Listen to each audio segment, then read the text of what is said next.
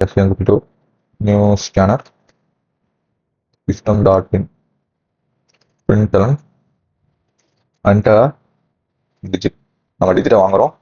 Digit வந்து int டிஜிட்னே வச்சுப்போம். டிஜிட்டில் sorry int digit SQL dot next int while digit not equal to 0 அப்படி நம்ம கொடுத்துடலாம். ஏன்னா 0 இல்லாத போது எனக்கு இது ஒர்க் ஆகணும். 0 வந்துச்சுன்னா எனக்கு ஒர்க் பண்ண தேவையில்லை. அது வந்து டீசெண்டாக எனக்கு அந்த லூப் வந்து முடிஞ்சிடணும். ஓகே, இப்போ வந்து மேலே வந்து நம்ம 2 எடுக்கணுமா? இன்ட் ரிமைண்டர் ஒன்று 0 எடுத்துப்போம், ரிவர்ஸ் வந்து 0 எடுத்துப்போம். ஏன்னா நம்ம ரெண்டுமே யூஸ் பண்ண போகிறோம். ஃபர்ஸ்ட் நம்ம லாஜிக் படி என்ன எழுதணும்? ரிமைண்டர் எடுக்கணுமா?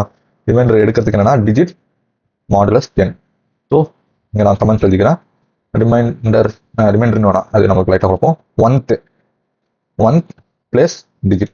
நம்ம அந்த ஒன்த் பிளேஸ் இருக்க டிஜிட்டை மாடுலஸ் போட்டு ரிமைண்டராக எடுக்கிறோம். எடுத்ததை ரிவர்ஸ் என்ன பண்ண போறோம்னா ரிவர்ஸ் இன்டூ 10 பிளஸ் ரிமைண்டர்.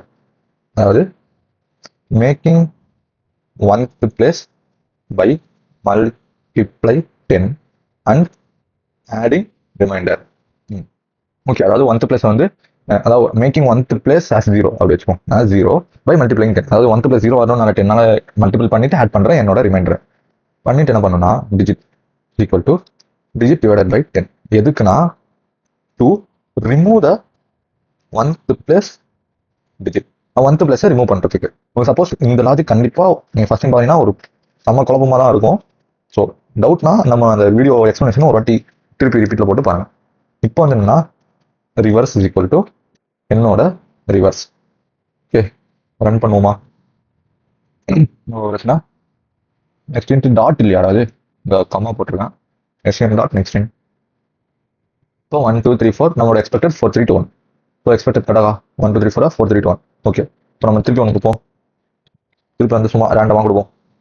என்னப்பா அது 4 5 6 8 7 5 4. ரிவர்ஸ் என்ன 4 5 7 8 6 5 4. ஸோ நம்ம என்ன டிஜிட் கொடுத்தாலும் அது ரிவர்ஸ் ஆகி கரெக்டாக வருது.